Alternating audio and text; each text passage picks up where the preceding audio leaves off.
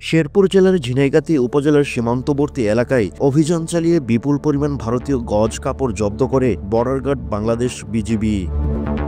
সকালে ময়মনসিংহ ব্যাটালিয়ন ৩৯ বিজিবির অধীনস্থ হলদিগ্রাম বিওপি দায়িত্বপূর্ণ এলাকার সীমান্ত দিয়ে চোরাকারবারি অভিনব কৌশলে ভারতীয় গজ কাপড় পাচারের চেষ্টা করে।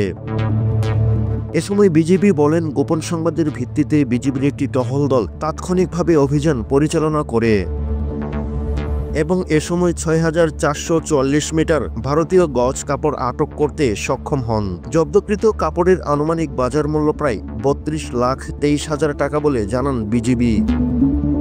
তবে অভিযানে চোরাকারবারিরা বিজিবির উপস্থিত টের পেয়ে ঘটনাস্থল থেকে পালিয়ে যায়।